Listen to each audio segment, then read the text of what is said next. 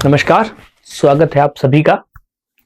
आज हम बात करेंगे अध्यापक भर्ती परीक्षा द्वितीय स्तर में जो हिंदी विषय के लिए जो परीक्षा आयोजित हुई थी, उसमें हिंदी भाषा के जो प्रश्न थे उन प्रश्नों पर बात करते हैं।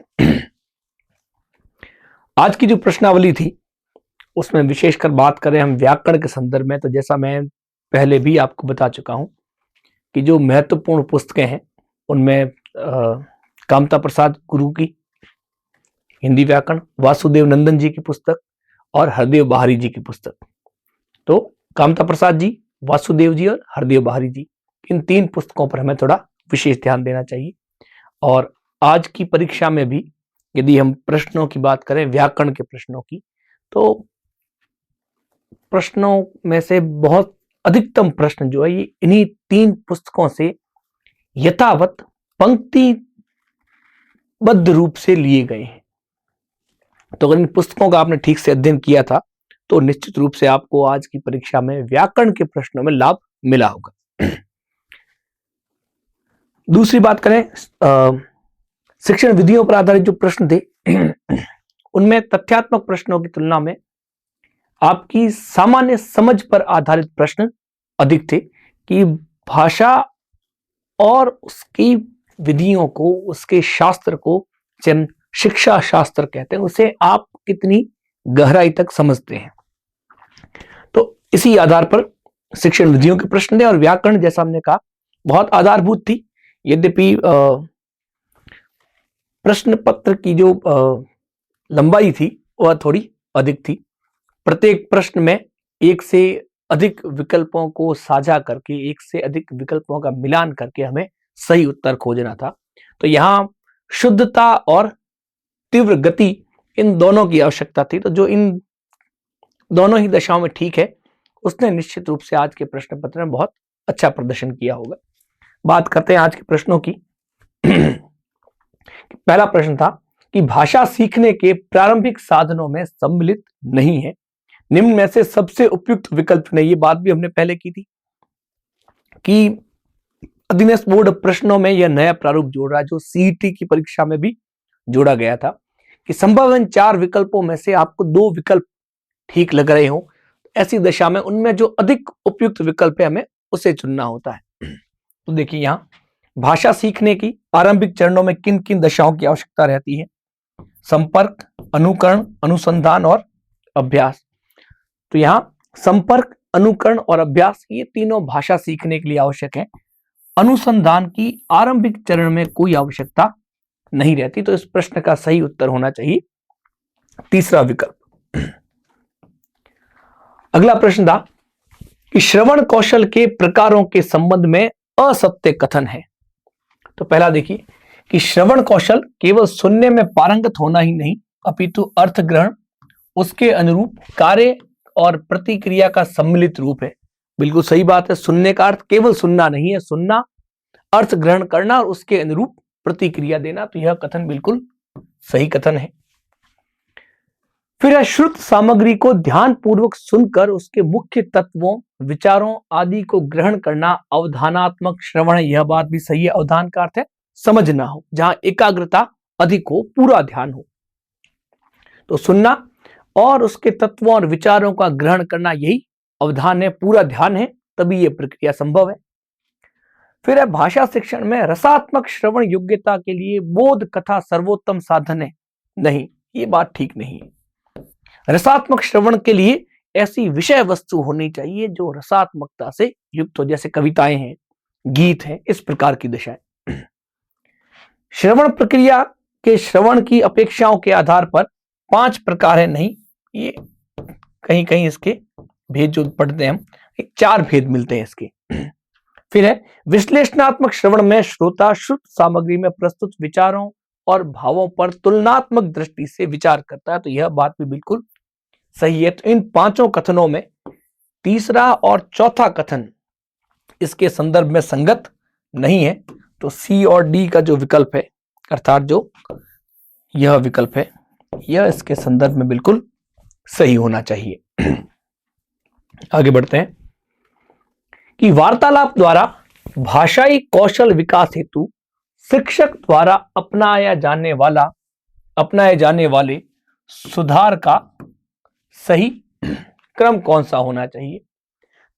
शैली में सुधार, भाषा तथा व्याकरण संबंधी शुद्धि, शब्दों के यथासंभव शुद्ध उच्चारण, वार्ता अथवा कथा का तारतम्य, अस्पष्ट बातों को स्पष्ट करने की क्षमता। ये सभी चीजें हमें सिखानी, पर अब जब इस प्रकार के प्रश्न किए जाते हैं तो उन्हें हल करने में कभी कभी दुविधा रहती है। तो ये बात भी हमने पहले की थी कि इस तरह के प्रश्न यदि किए जाएं तो उनमें एक छोर पकड़ के चलना है और वहां से आपको उत्तर सरलता से मिल जाएगा। जैसे इसी प्रश्न की बात करें तो देखिए, हमारा सबसे पहला काम है बालक के उच्चारण को शुद्ध करना। तो सबसे पहला क्रम क्या होना चाहिए? सी होना चाहिए। तो यहां देखिए, इस विकल्प में और इस विकल्प में पहली दशा सी की है। ठीक, उसके बाद शुद्ध उच्चारण। और जब हम बात करते हैं सुनकर बात को समझना है, तो सुनकर सामने वाला कब समझेगा? जब बात सही क्रम में कही जाए, उचित क्रम में कहनी चाहिए। तो अब हमें क्या करना है? वार्ता की तारतम्यता सिखानी है। दूसरा विकल्प डी के रूप में केवल यहां है। ठीक, उसके बाद तारतम्यता के बाद जो बात ठीक से नहीं कह पा रहा है उस बात को ठीक से कहा जाए। उसके बाद व्याकरण संबंधी शुद्धता और अंत में आता है शैली संबंधी सुधार। तो यहां जो डी विकल्प है यह इस प्रक्रिया के लिए उचित क्रम होना चाहिए। तो इसका सही उत्तर होगा डी। आगे बढ़े। हिंदी गद्य शिक्षण का विशिष्ट उद्देश्य नहीं है। तो देखिए, हिंदी गद्य शिक्षण के सामान्य उद्देश्य और विशिष्ट उद्देश्य सभी प्रक्रियाओं के होते हैं। तो भाषिक तत्वों का ज्ञान, विषय सामग्री का बोध, विचार विश्लेषण या अर्थ ग्रहण और त्वरित गति से मौन पठन की योग्यता। तो ये जो मौन पठन की योग्यता यह इसके सामान्य उद्देश्यों में तो है, परंतु विशिष्ट उद्देश्य में नहीं है।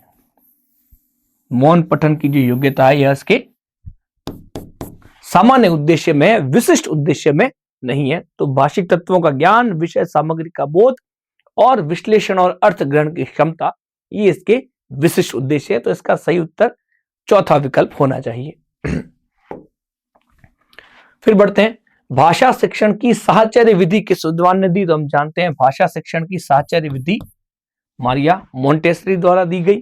तो इसका उत्तर तो स्पष्ट है, एक ही प्रश्न था जो तथ्यात्मक था ये। फिर देखिए, भाषा शिक्षण हेतु प्रयुक्त पाठ्य पुस्तकों के गुणों में सम्मिलित नहीं है, सर्वाधिक उपयुक्त विकल्प का चयन कीजिए। तो पाठ्य पुस्तक में सौद्देश्यता होनी चाहिए, पाठ्य पुस्तक उद्देश्यपूर्ण होनी चाहिए, रोचकता रोचक होनी चाहिए, अनाकर्षक साज सज्जा ये नहीं होनी चाहिए। पाठ्य पुस्तक की साज सज्जा आकर्षक होनी चाहिए और स्त्रानुकूलता यह भी होनी आवश्यक है। तो इनमें एक जो गुण नहीं है वह है इसका सी विकल्प। एक अच्छे परीक्षक हेतु आवश्यक गुण है। परीक्षक को कैसा होना चाहिए?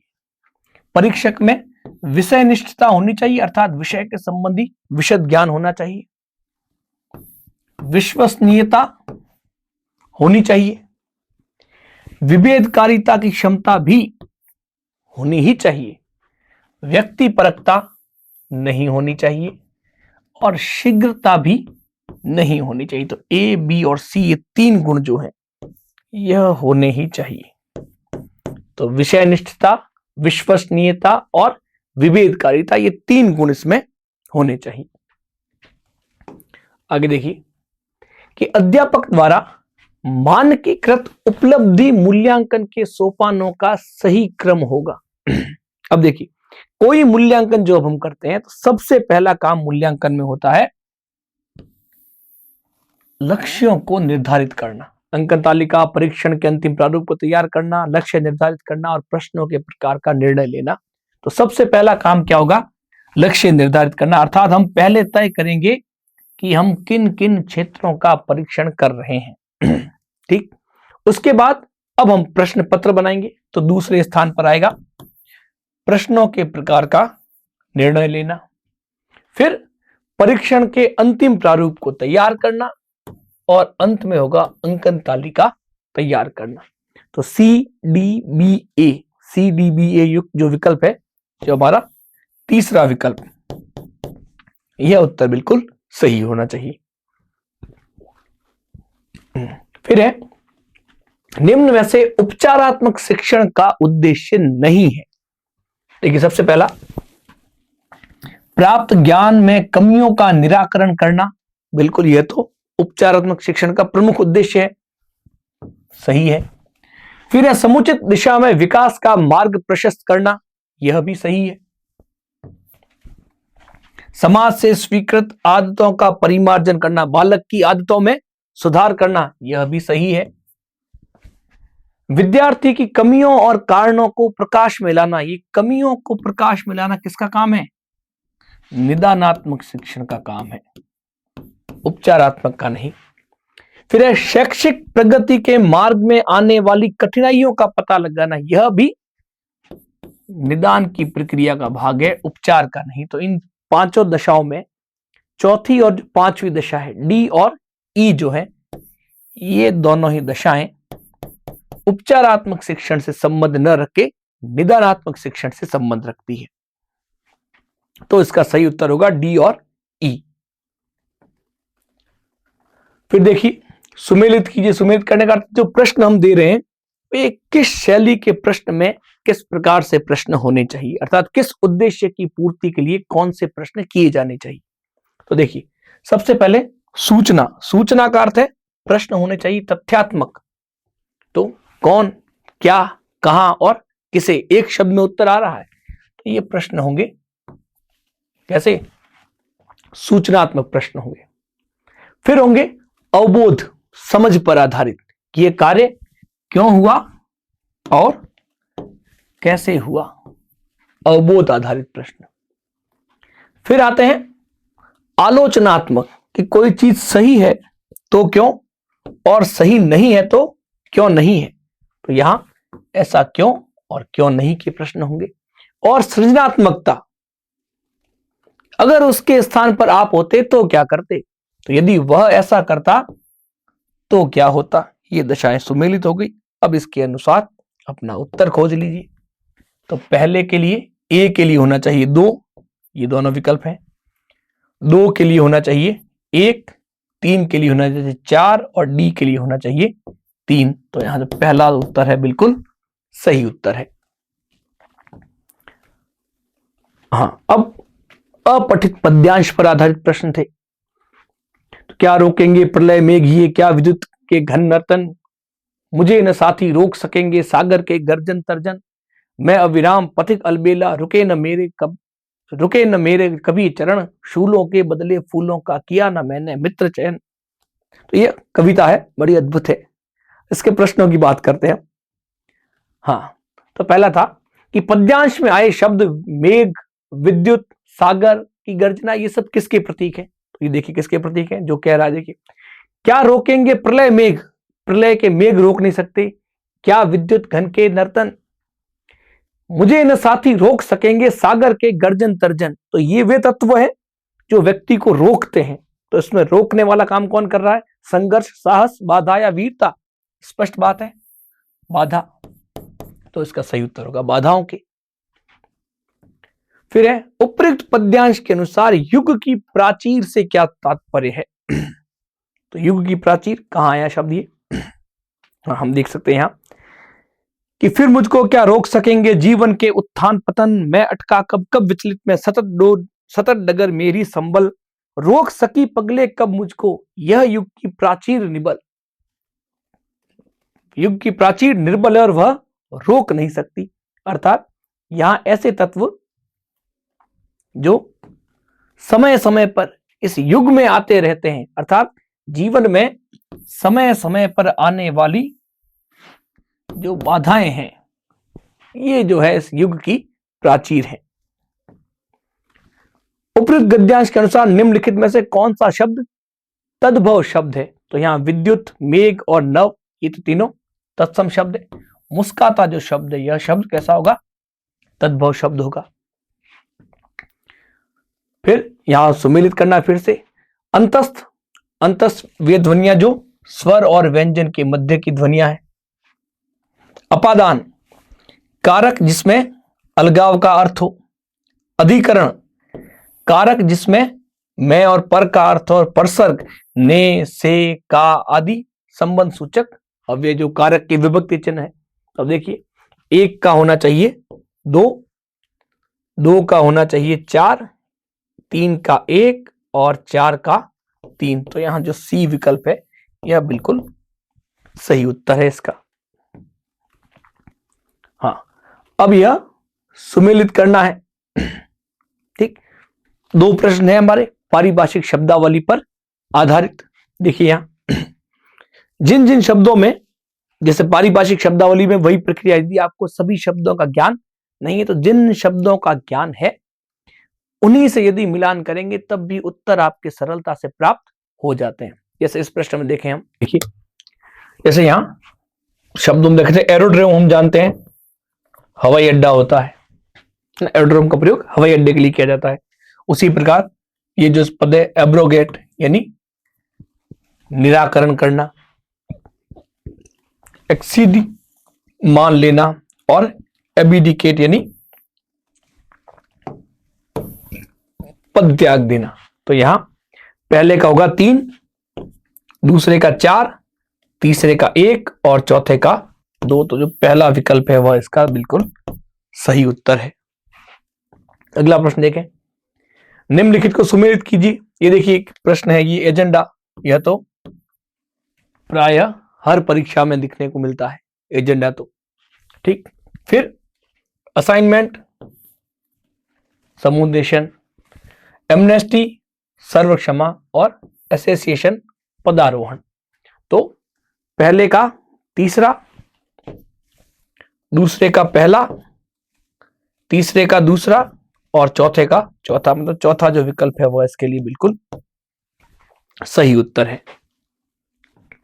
फिर आगे देखिए, हाँ फिर है कि लक्षणा शब्द शक्ति की परिभाषा का सही क्रम। अब देखिए यहां से जो हमने बात की थी कि प्रश्न जो आ रहे हैं व्याकरण सम्मत, ये सभी उन्हीं 3 पुस्तकों से, कामता प्रसाद जी की पुस्तक, वासुदेव नंदन जी की रचना और हरदेव बहारी जी की रचना। तो यह जो प्रश्न किया गया है यह वासुदेव नंदन जी की पुस्तक से, वासुदेव नंदन प्रसाद की पुस्तक से लिया गया है। देखिए इसमें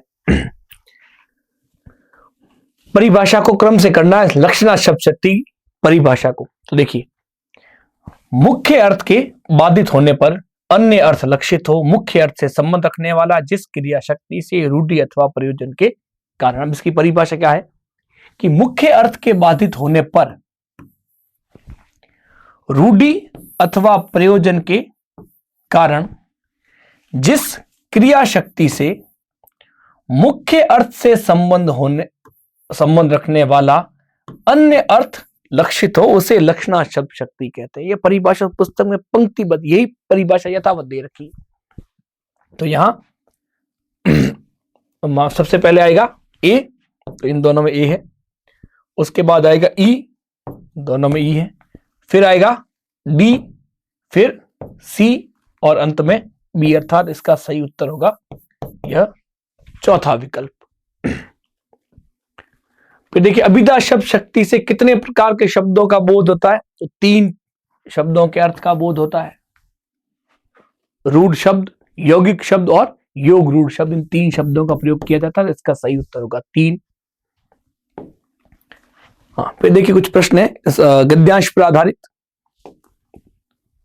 तो जनतंत्र का प्रभु कौन है? तो गद्यांश के आधार पर हम कहें तो इसका सही उत्तर होगा जनता। जनता को संप्रभु कहा गया है।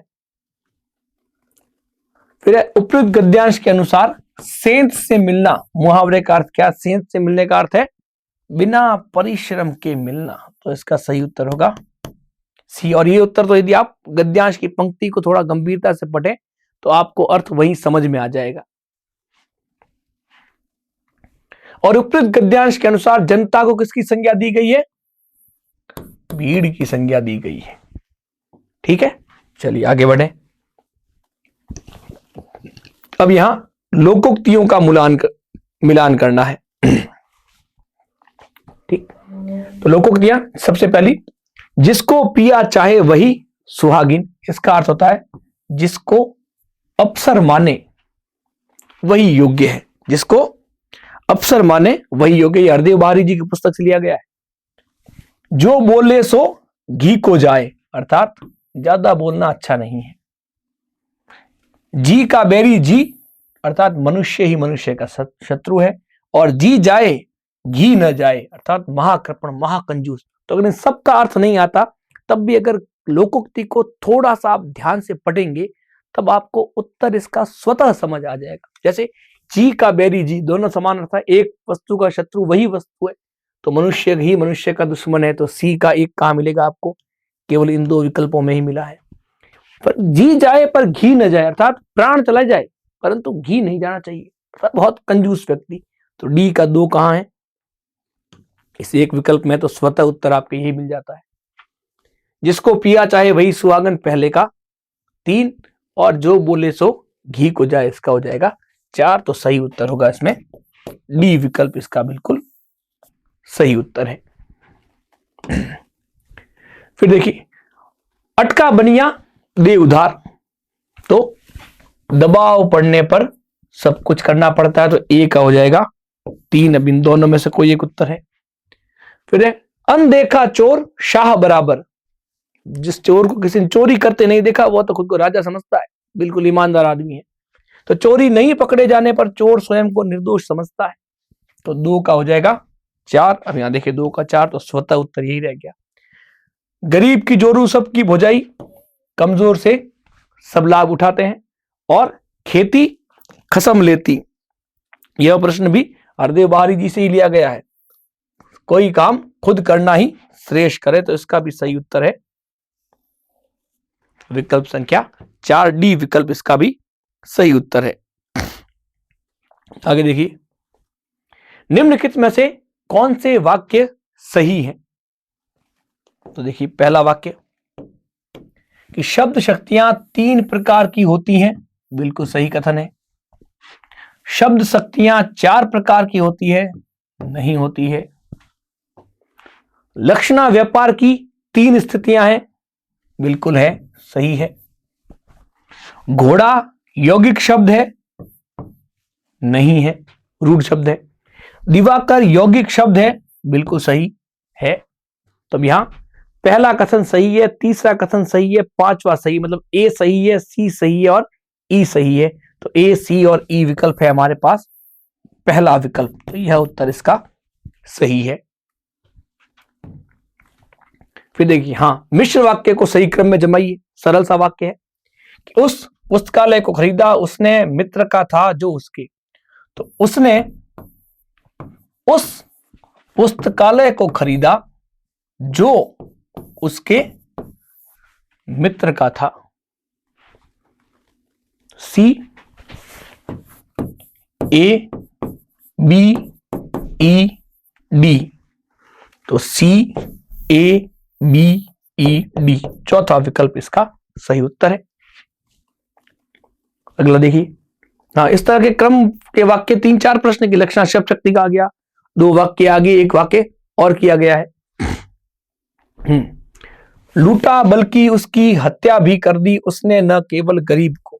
तो उसने न केवल गरीब को लूटा बल्कि उसकी हत्या भी कर दी।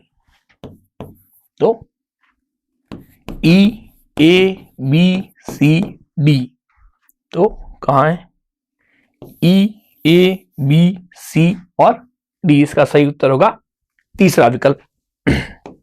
हाँ, फिर देखिए, विधिवाचक, निषेधवाचक, आज्ञावाचक, प्रश्नवाचक और विस्मयवाचक वाक्यों को क्रम से जमाओ।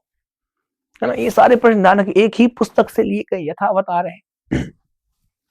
इस पुस्तक का मैंने पहले भी उल्लेख किया 1-2 बार। विधिवाचक यह है हम खा चुके, सबसे पहला तो होगा ये। निषेधवाचक हमने खाना नहीं खाया। आज्ञावाचक तुम खाओ। प्रश्नवाचक क्या तुम खा रहे हो। विस्मयवाचक ओह मेरा सिर फटा जा रहा है। तो सबसे पहले आएगा बी, फिर आएगा सी, फिर आएगा ए, फिर डी और ई। BCA DE कहां है विकल्प? ये BCA DE सही है। सबसे पहले विधिवाचक, फिर निषेधवाचक, उसके बाद आज्ञावाचक, प्रश्नवाचक और विस्मयवाचक। ठीक है। हिंदी में प्रयुक्त निम्नलिखित विराम चिन्हों में से कौन सा पूर्णतः हिंदी का है? तब यहां देखिए, विशेषकर जब बात करें तो ये जो पूर्ण विराम है, इसका प्रयोग विशेष रूप से हिंदी में ही किया जाता है। जैसे तुलनात्मक रूप से अंग्रेजी की बात करें तो अंग्रेजी और हिंदी के विराम चिन्हों में तुलना करें तो अन्य सभी विराम चिन्ह अंग्रेजी में भी काम में आते हैं, हिंदी में भी आते हैं। केवल पूर्ण विराम ऐसा है इसका प्रयोग अंग्रेजी में नहीं किया जाता है। चलिए आगे देखते हैं। सुमेलित कीजिए। अल्प विराम तीसरे विकल्प पे है तो ए का 3 यहीं से मिल जाएगा। अर्ध विराम चौथा है तो 2 का 4। पूर्ण विराम दूसरा है तो सी का 2 और आश्चर्य चिन्ह पहला है तो 4 का 1। तो यहां सही उत्तर होगा चौथा विकल्प। फिर देखिए, सुमेलित कीजिए। सर्पाकार कोष्ठक दूसरा विकल्प, अपूर्ण सूचक तीसरा विकल्प, पुनरुक्ति चौथा विकल्प और हंसपद पहला विकल्प। तो देखिए यहां ए का 2, बी का 3, सी का 4 और डी का 1। तो सही उत्तर होगा तीसरा विकल्प। फिर आगे देखिए, सुमेलित कीजिए।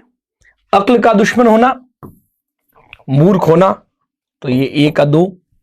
फिर अक्ल का पुतला अत्यधिक बुद्धिमान तो डी का 4। ये चौथा बी विकल्प इसका सही हो गया। अग्नि बेताल, ये अगिना बेताल, ये कहते हैं बहुत ही क्रोधित व्यक्ति, जो बहुत आग से भरा हो, क्रुद्ध व्यक्ति हो, वह बहुत ही क्रोधित। तो सी का हो जाएगा यहां 1 और बी का स्वतः 3। यद्यपि यह बिल्कुल ठीक तरह से तो विकल्प मेल नहीं खा रहा, लेकिन अन्य विकल्पों की जब बात करेंगे तो यही एकमात्र उत्तर है जो इस प्रश्न से मेल खाता है। ठीक, तो सही उत्तर होगा इसका बी विकल्प। फिर है अंक में बढ़ना, प्यार से गोद में लेना, अंग टूटना, थकावट से बदन में दर्द होना, अंत पाना, भेद जानना और अंटी मारना अर्थात चाल चलना। तो एक का होगा, ए का होगा 2, ये दोनों विकल्प रहे। बी का होगा 3, यहां भी दोनों ठीक है। फिर अंत पाना 1 और अंटी मारना 4। तो सही विकल्प होगा इसमें सी। इस प्रश्न का सही उत्तर होगा सी। फिर देखिए, निम्न में से कौन सा शब्द शुद्ध है? तो अनुगृहीत होना चाहिए, अशुद्ध है। गृहिणी, प्रदर्शनी, अंत्याक्षरी, यह शब्द शुद्ध है। ठीक है, अंत्याक्षरी अंत्यधन अक्षरी दीर्घ संधि से बना हुआ शब्द है। फिर देखिए, निम्न में से कौन से शब्द अशुद्ध हैं? तो देखिए, सन्यासी अशुद्ध है, यहां अनुस्वार होना चाहिए था। फिर कवयित्री ठीक है। उज्जवल अशुद्ध है, यहां ज हल अवस्था में होना चाहिए। वैदेशिक ठीक है और यहां एक और विकल्प होना चाहिए। तो यहां ए और सी दोनों ही अशुद्ध है, तो ए और सी ये दोनों जो है विकल्प अशुद्ध है। हाँ, एक विकल्प यहां था ज्योत्सना, तो यह शब्द शुद्ध था। तो यहां ए और सी जो है वे अशुद्ध है, तो इसका सही उत्तर होगा बी विकल्प। आगे बढ़ते हैं। अगला प्रश्न देखिए कि निम्नलिखित में से कौन से वाक्य अशुद्ध हैं? निम्नलिखित में से कौन से वाक्य अशुद्ध हैं? तो पहला देखिए, सारे देश भर में रोष प्रकट किया गया, तो यह अशुद्ध है। सारे देश में होना चाहिए। ठीक है। दूसरा है आप मुस्कुरा दिया, आपने मुस्कुरा दिया, अशुद्ध है। आप मुस्कुरा दिए, यह सही होना चाहिए। तुम केवल सोने के लिए आए हो, नहीं, तुम केवल सोने आए हो, यह भी अशुद्ध है। यहां शत्रु से खतरा है, सही वाक्य है। आदमी को ऐसा विचार नहीं करना चाहिए, यह कथन भी बिल्कुल सही है। तो पहला, दूसरा और तीसरा तीनों ही अशुद्ध है। अर्थात ए, बी और सी यह इस प्रश्न का सही उत्तर होगा। आगे बढ़ते हैं। कि इनमें से कौन सा वाक्य शुद्ध है? तो इस पेड़ की ऊंचाई कितनी है, यह वाक्य शुद्ध है। वह हमारे मुख्य अतिथि थे, यहां इस वाक्य में यहां वह के स्थान पर वे होना चाहिए, तो यह भी एक प्रकार से अशुद्ध है। साधु को भिक्षा दो, नहीं, यहां वाक्य अशुद्ध है, यह होना चाहिए साधु को भिक्षा दो। ठीक। पुस्तकों का एक सूची पत्र दें, यह भी अशुद्ध है, यहां होना चाहिए सूची पत्र दें, यह भी अशुद्ध है।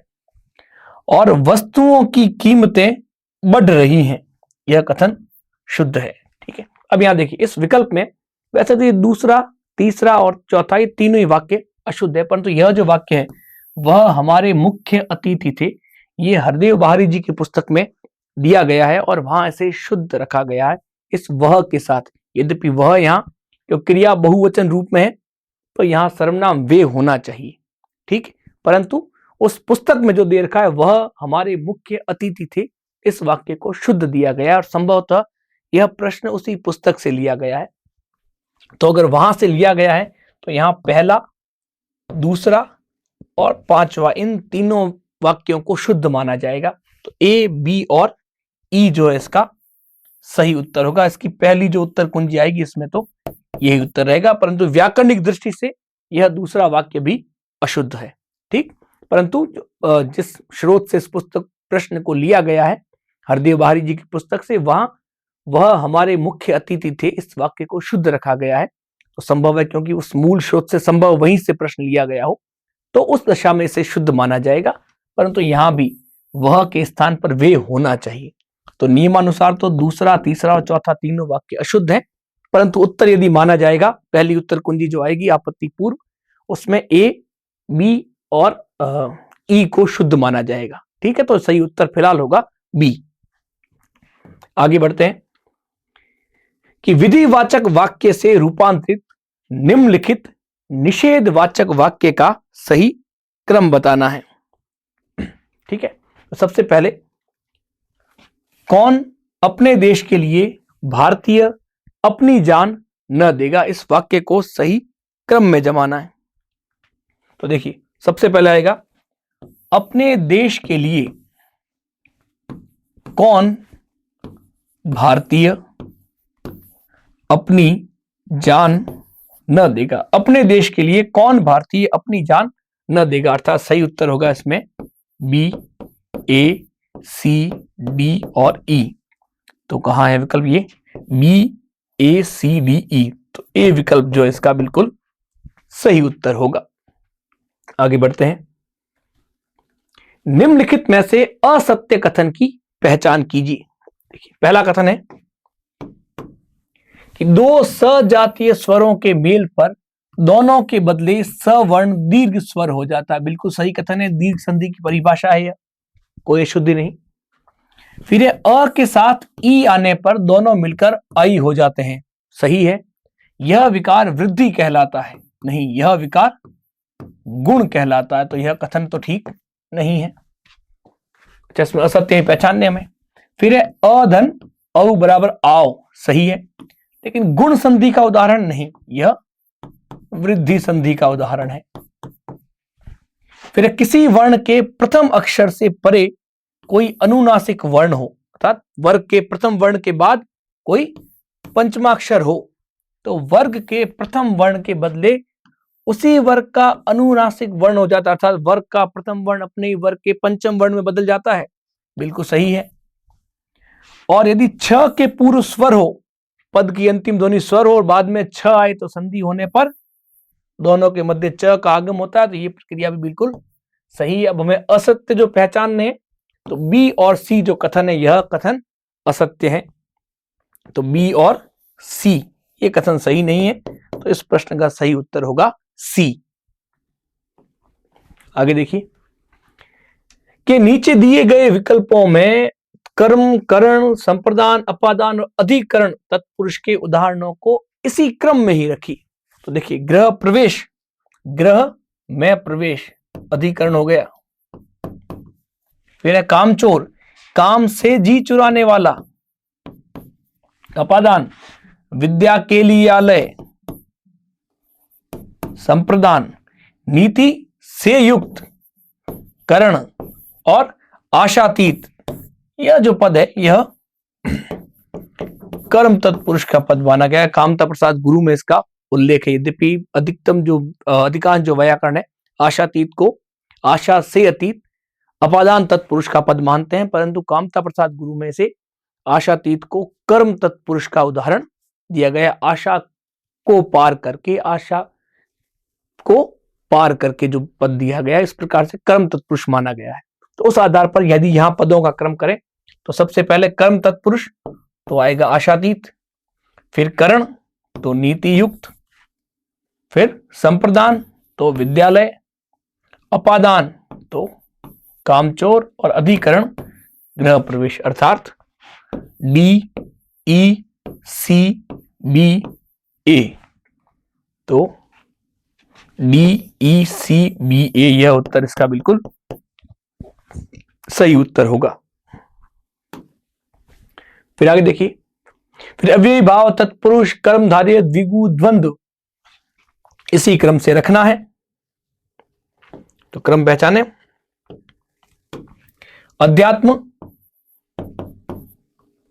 अव्ययी भाव, वाग्दत्त वाणी के द्वारा दत्त करण तत्पुरुष, तो यह हो गया तत्पुरुष। नवरत्न नौ रत्नों का समाहार द्विगु, नवजात नव है जो जात कर्मधारय, और अन्न और जल द्वंद्व हो गया। अब यहां वापस क्रम जमाना, सबसे पहले अव्ययी भाव तो ए तत्पुरुष, सी कर्मधारय, बी द्विगु, ई और द्वंद्व डी, तो A C B E D. तो A C B E D जो बी विकल्प है यह इसका बिल्कुल सही उत्तर होगा। आगे बढ़ते हैं। प्र उपसर्ग से निर्मित शब्द है। प्रत्यक्ष प्रतिधन अक्ष से बनता है। प्रख्यात प्रधन ख्यात, प्रत्युपकार प्रतिधन उपकार, प्रतिकूल प्रतिधन कूल, तो प्र उपसर्ग से बना हुआ शब्द क्या हुआ? प्रख्यात। तो इस प्रश्न का सही उत्तर होगा दूसरा विकल्प प्रख्यात। फिर आगे देखिए, निम्नलिखित में से असंगत युग्म की पहचान कीजिए। आ प्रत्यय से बना शब्द घोषणा, अन प्रत्यय से बना शब्द क्रंदन, अना प्रत्यय से शब्द बना वासना, ई प्रत्यय से शब्द बना बलि। तो इनमें सही उत्तर होगा घोषणा। यह घोष धातु के साथ अना प्रत्यय से बनता है, आ से नहीं। तो यहां यह जो उत्तर है पहला यह बिल्कुल सही होगा। यह असंगत विकल्प है, शेष सभी विकल्प जो है बिल्कुल संगत विकल्प है। और फिर ये दरअसल घोष नहीं घुष धन अना से बनेगा। तो आगे देखिए, इनमें से किन वाक्यों में पुरुषवाचक सर्वनाम का प्रयोग हुआ है? तो मैं कहता हूं कि नदियां सूखती जा रही, तो मैं पुरुषवाचक है। मैं आप चला जाऊंगा, तो यहां भी मैं पुरुषवाचक है। मैंने आपसे कहा था कि वह बीमार नहीं है, तो यहां मैं भी पुरुषवाचक है, वह भी पुरुषवाचक है। मैं यह काम आप ही कर लूंगा, यह भी पुरुषवाचक है। और आपके घर कोई आया है, यहां भी पुरुषवाचक है। तो यहां पुरुषवाचक केवल अच्छा दो ही विकल्प चुनने हैं। अब कैसे करें? अब इस प्रश्न को लेकर देखो पूरी तरह से संदेह की स्थिति है कि वहां प्रश्नकर्ता हमसे क्या उत्तर चाहते हैं। फिर भी अनुमान यदि हम लगाएं तो यहां देखिए विशुद्ध रूप से हम कहें कि केवल पुरुषवाचक सर्वनाम के संदर्भ में ही प्रश्न कोई करना चाहे तो एक अनुमान के रूप में हम कहें तो यहां मैं कहता हूं कि नदियां सूखती जा रही है और मैंने आपसे कहा कि वह बीमार नहीं है, इन दो को माना जा सकता है ना इसमें। क्योंकि यहां वह को माना गया है। यहां देखिए, क्योंकि इसके साथ में निजवाचक का प्रयोग किया गया है और यहां यह विभक्ति युक्त पद है, तो संभव है कि विशुद्ध रूप से विभक्ति रहित पदों के रूप में और पुरुषवाचक के अतिरिक्त अन्य कोई सर्वनाम वाक्य में नहीं किया गया हो, तो उस आधार पर यहां मैं और वह को पुरुषवाचक माना जा सकता है। तो संभव है इसका उत्तर ए और सी को सही माना जाए, है ना, परंतु इसको लेकर कोई निश्चित रूप से नहीं कहा जा सकता, जहां तक मेरा अनुमान है इस प्रश्न में, क्योंकि यहां जो बी और डी है ये दोनों ही निजवाचक सर्वनाम पर आधारित है, तो संभव है इन दोनों में निजवाचक को ही प्राथमिकता दी जाए।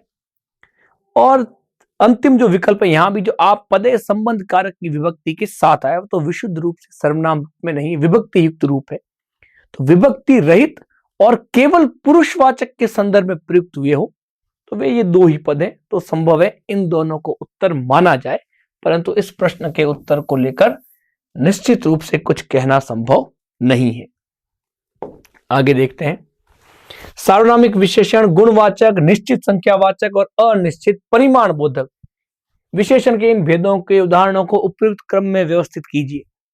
तो प्राचीन गुणवाचक विशेषण है, कोई सार्वनामिक या संकेतवाचक विशेषण है, चौगुना निश्चित संख्यावाची है और बहुत अनिश्चित परिमाणवाचक है। अब क्रम क्या चाहिए, सार्वनामिक सबसे पहले होना चाहिए, तो सबसे पहले आएगा कोई, फिर गुणवाचक तो प्राचीन, संख्यावाचक चौगुना, परिमाण बोधक बहुत, तो बी ए सी डी, तो बी ए सी डी ये बी विकल्प जो है इसका बिल्कुल सही उत्तर होगा। आगे देखें, कर्ता, कर्म, करण, संप्रदान और अपादान उदाहरणों को पहचान कर इसी क्रम में व्यवस्थित कीजिए।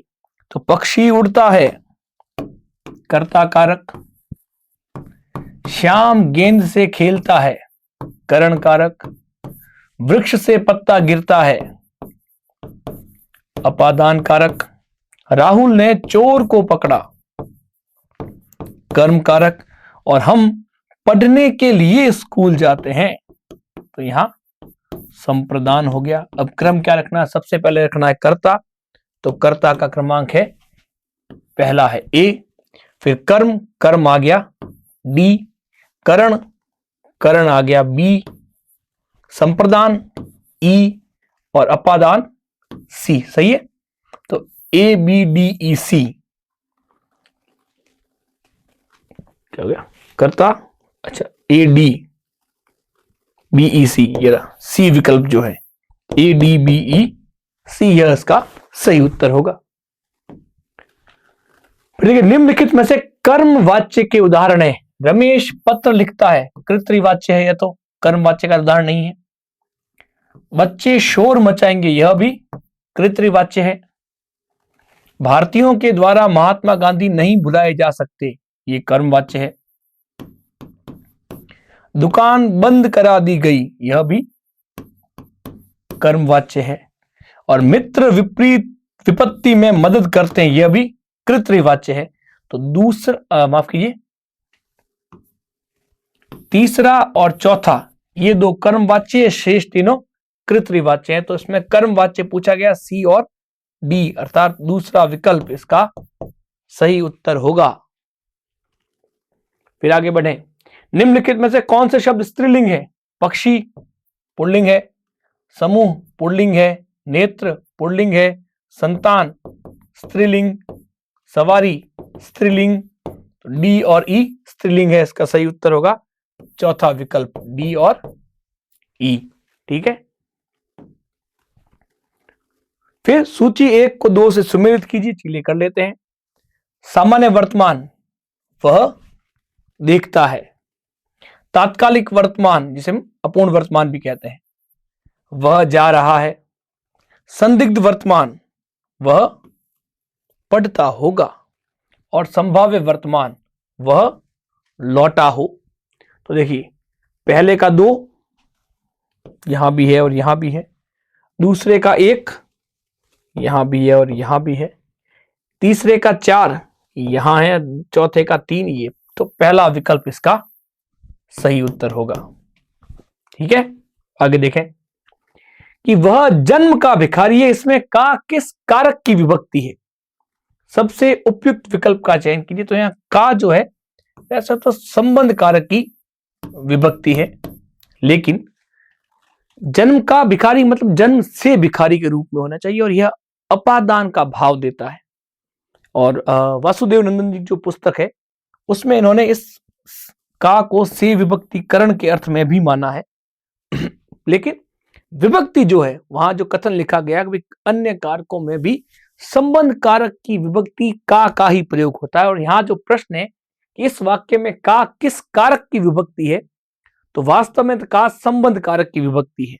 ठीक, इस दशा में भाव जो होता है वह अपादान का होता है। और कुछ एक पुस्तक में, वासुदेव नंदन जी की पुस्तक में, इसे करण का अर्थ भी दे रखा है, परंतु यहां सर्वाधिक संभावना की प्रश्न जो सीधा किया गया है कि का किस कारक की विभक्ति है, तो संबंध कारक की विभक्ति है। तो इसमें दशा यह है कि अधिकतम संभावना ये इसका उत्तर संबंध कारक माना जाएगा। ठीक है, फिर भी दूसरी संभावना कर्ण कारक पर भी है।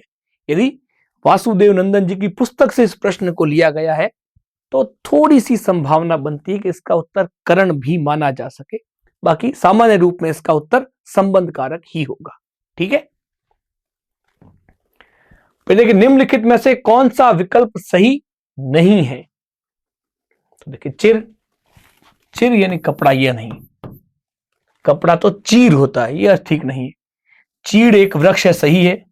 चूर यानी शिथिल, ठीक है। चूर यानी चोटी, यह भी ठीक है। तो पहला ही जो विकल्प है यह अशुद्ध है, यह संगत नहीं है। चिर यानी स्थायी होता है, जो हमेशा चले।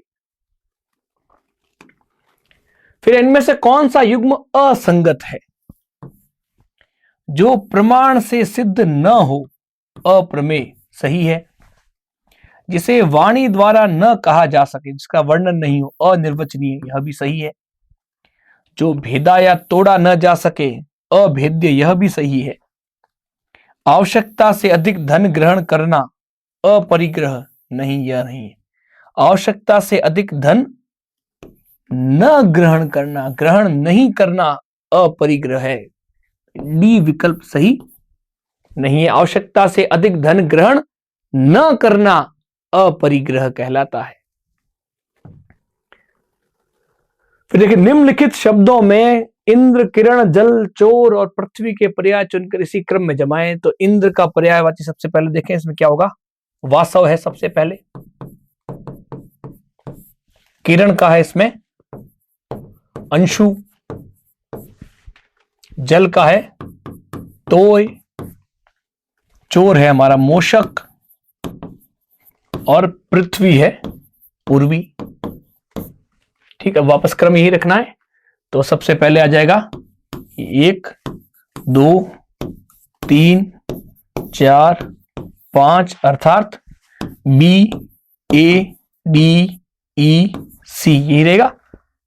बी, ए, डी, ई और सी। देखिए बी, ए, डी, ई, सी, तीसरा जो विकल्प है यह इसमें सही उत्तर है। फिर देखिए निम्नलिखित में से असत्य कथन की पहचान कीजिए। अनुस्वार तीव्र और अनुनासिक धीमी ध्वनि है, बिल्कुल सही कथन है। विसर्ग तालव्य वर्ण है, नहीं, विसर्ग तो कंठ्य वर्ण है, यह कथन अशुद्ध है। संयुक्त व्यंजन के पूर्व ह्रस्व स्वर का उच्चारण कुछ झटके के साथ होता है, जिससे दोनों व्यंजनों का उच्चारण स्पष्ट हो जाता है, यह कथन सही है। 2 महाप्राण व्यंजनों का उच्चारण एक साथ नहीं हो सकता, यह कथन भी बिल्कुल सही है। तो यहां जो दूसरा कथन है यह कथन सही नहीं है, असत्य कथन है। सुमेलित करना है। कंठ्य वर्ण में कौन से हैं? क वर्ग कंठ्य होता है, तो ख और ग कंठ्य है। तालव्य, च वर्ण तालव्य होता है, ज और झ तालव्य हो गए। कंठोष्ठ्य, औ और आओ। दंतोष्ठ्य, व, मिलान कर लीजिए। 1 का 3, 2 का 2, 3 का 1 और 4 का 4। तो सी उत्तर इसका सही होगा। वर्ग अनुसार हिंदी के स्पर्श व्यंजनों के उच्चारण स्थानों का सही क्रम कंठ, तालु, मूर्धा, दंत, ओष्ठ। कंठ, फिर तालु, मूर्धा, दंत, ओष्ठ, यही क्रम होता है। A B E C D, A B E C D, C उत्तर इसका सही होगा। फिर देखिए, हां, कौन सा कथन असत्य है? जिसके खंड न हो सके उस मूल ध्वनि को वर्ण कहते हैं, सही है। सवेरा शब्द में 3 ध्वनियां हैं और इन ध्वनियों के खंड नहीं किए जा सकते हैं, यह बात तो ठीक नहीं है, गलत है। हिंदी वर्णमाला में 43 वर्ण है, जिसमें 10 स्वर है और 34 व्यंजन है, नहीं 11 स्वर हैं, यह बात भी सही नहीं है। स्वरों का उच्चारण स्वतंत्रता से होता है, सही है। व्यंजन स्वर की सहायता के बिना नहीं बोले जा सकते, ये बात भी बिल्कुल सही है। तो इसमें 2 बातें सही नहीं है, एक तो बी सही नहीं है और दूसरी सी सही नहीं है। तो बी और सी यहां सही उत्तर हो जाएंगे, उत्तर होगा इसका बी। सुमिलित कीजिए। प्रश्न सारे ऐसे ही आए, सरल प्रश्न है, परंतु ऐसे प्रश्न जिनमें समय अधिक व्यय हो ना, साधारण समय में, अर्थात ऐसे प्रश्न जिनमें सामान्य समय की तुलना में अधिक समय लगे। तो यहां शुद्धता के साथ, जैसा हमने शुरू में बात की, गति अत्यंत महत्वपूर्ण है, तेज गति से शुद्धता के साथ हल कर पाए। तो देखिए, इनमें अंतस्थ व्यंजन य र ल व 4 वर्ण है, तो यह हो गया अंतस्थ 1 का 2, ये पहला ही मिल गया आपको उत्तर। तो इस प्रकार से अगर हल किए तो आपने जल्दी कर लिए। उसमें ह बी का 1 हो गया, संयुक्त व्यंजन श सी का 4, डी का 3, ये पहला उत्तर होगा। एक ही विकल्प से मिल रहे हैं तो बस वहीं पर मिला दें और आगे बढ़े। दूसरे की आवश्यकता हो तो ही जांच करें परीक्षा में, है ना। मूल और यौगिक किन विशेषणों के भेद हैं? तो मूल और यौगिक सार्वनामिक विशेषणों के भेद हैं। मूल और यौगिक सार्वनामिक विशेषण के भेद हैं। निम्न में से स्थितिवाचक अव्यय का उदाहरण पहले क्या बताता है? समय बताता है, यहां स्थान बताता है, इधर दिशा बताता है, ऊपर स्थान को बताता है, स्थान या स्थिति का भेद बोध करवाता। तो यहां सही उत्तर होगा ऊपर, चौथा विकल्प इसका सही उत्तर है। फिर है, सुमेलित कीजिए। अकर्मक क्रिया, उसका सिर खुजलाता है, अकर्मक क्रिया है। सकर्मक क्रिया, श्याम आम खाता है, तो 2 का देखिए, 1 का 2, 1 का 2 इन 2 में, 2 का 1, 2 का 1 इसमें, तो ये उत्तर हो गया आपके सही। पूर्वकालिक क्रिया, वह खाकर सो गया, देखिए सी का 4 हो गया। संयुक्त क्रिया, उसने खा लिया है, यहां संयुक्त क्रिया, तो सही उत्तर हो गया डी। तो 2 उत्तर मिले और हमारा उत्तर प्राप्त हो गया। तो आगे बढ़ना है। इस तरह से समय इसमें बचाया जा सकता था। यदि आपने यही प्रक्रिया अपनाई है तो निश्चित रूप से आपने निर्धारित समय में अपना प्रश्न पत्र हल किया है। फिर वही सुमेलित कीजिए। व्यक्तिवाचक संज्ञा इसमें क्या है? यमुना। जातिवाचक संज्ञा किताब। भाववाचक संज्ञा लिखावट। और अब यहां क्योंकि समूहवाचक भाग दे दिए, यद्यपि यह मानक भेद में नहीं है परंतु उसे दिया गया है, तो यहां समूहवाचक में परिवार को माना जा सकता है। तो ए का 1, तो यहां आप देखते हैं दीदी, ए का 1, तो एक ही विकल्प था और आपका उत्तर सही हो जाता है यहां। ठीक है, आगे देखिए। एकत्र, ग्रास, कुत्सा, ऊपरी, इन शब्दों के विलोम चुनकर इसी क्रम में व्यवस्थित कीजिए। अब देखिए, एकत्र का होता है विकीर्ण, तो सबसे पहले सी कहां आ रहा है? इसी क्रम में आ रहा, तो ये हो गया आपके सही। ठीक है, हाँ।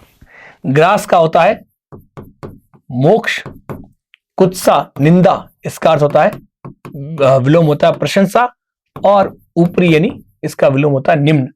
तो सही हो जाना चाहिए सी, फिर A B D, C A B और डी, इसका हो गया सही उत्तर। आगे बढ़े।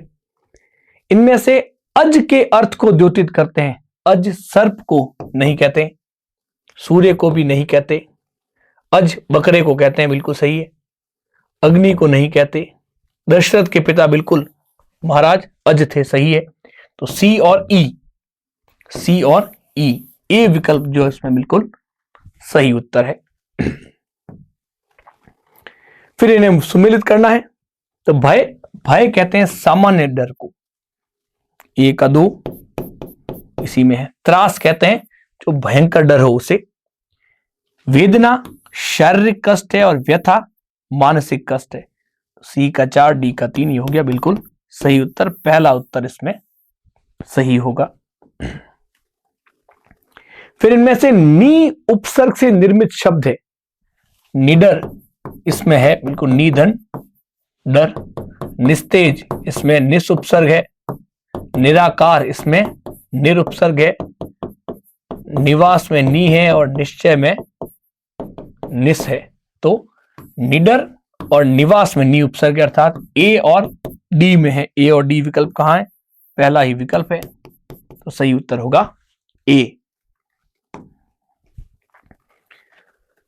फिर देखिए इनमें से असत्य कथन की पहचान करनी है।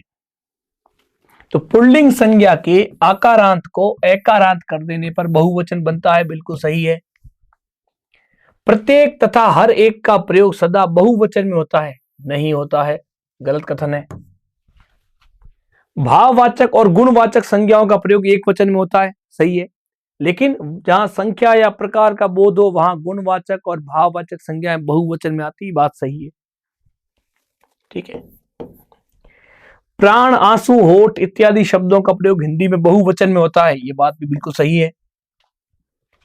द्रव्यवाचक संज्ञाओं का प्रयोग सदा बहुवचन में होता है, नहीं, एक वचन में होता है ना। लोहा, सोना, पानी ये सब द्रव्य में आते हैं।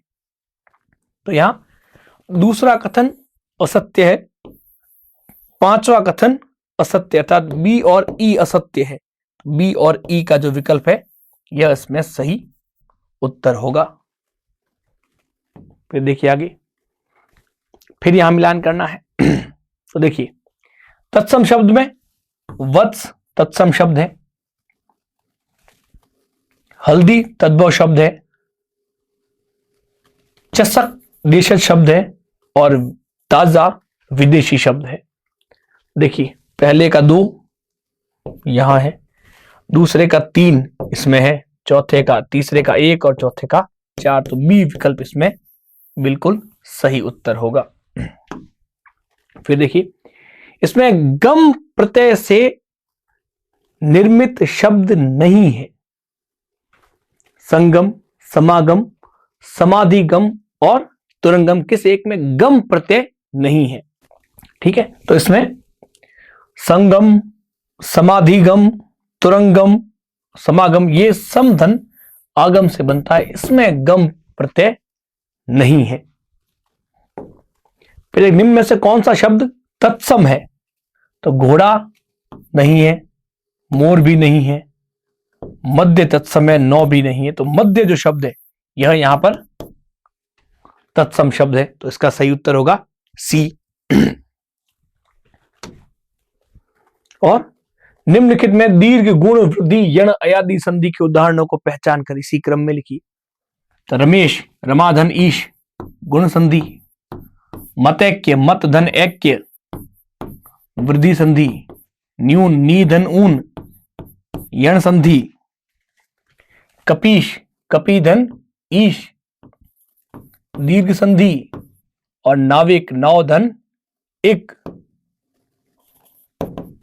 अयादि संधि। तो क्रम क्या रखना? सबसे पहले दीर्घ संधि को रखना है, तो दीर्घ में आ जाएगा बी, फिर रखना है गुण को तो आएगा ए, फिर रखना है वृद्धि तो होगा सी, फिर रखना है यण को तो होगा ई और अयादि तो हो जाएगा बी। तो बी ए सी ई डी, बी ए सी ई डी सही उत्तर होगा इसका डी विकल्प, ठीक है। चलिए ये तो प्रश्न हुए पूरे, ठीक है। आज तो इन प्रश्नों को हमने सरल रूप में शीघ्रता से हल करने का प्रयास किया। प्रश्न पत्र सरल था, 1-2 प्रश्नों को छोड़ दे तो किसी अन्य प्रश्न में किसी प्रकार की कोई शंका नहीं है। अधिकतम जो प्रश्न है बिल्कुल स्पष्ट प्रश्न है, स्पष्ट विकल्प है, संदेह की कोई दशा नहीं है। केवल 2 प्रश्नों की जो हमने बात की, एक कारक संबंधी प्रश्न है और एक सर्वनाम संबंधी प्रश्न। इन 2 में थोड़ा सा संदेह है, और एक वाक्य शुद्धि का। उनकी क्या दशा है, जब बोर्ड उसकी उत्तर कुंजी जारी करेगा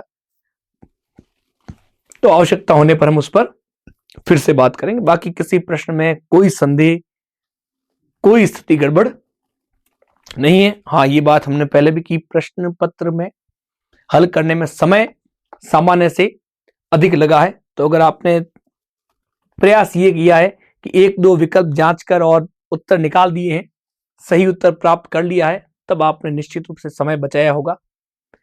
और कुछ प्रश्न ऐसे जो थोड़े जटिल थे, जैसे कुछ प्रत्यय आधारित प्रश्न थे, तो वे अत्यंत कठिन श्रेणी के प्रश्न भी कहे जा सकते हैं। बाकी अशुद्धि के आधार पर कहें तो प्रश्न पत्र में कोई त्रुटि नहीं थी। प्रश्नों का प्रारूप बहुत बढ़िया था।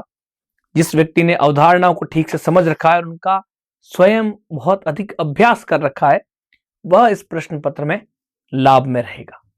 ठीक है, अपने उत्तरों का मिलान कर लीजिए और आवश्यकता होने पर हम बोर्ड की उत्तर कुंजी जारी होने के बाद आवश्यक हुआ तो हम इन पर फिर चर्चा करेंगे।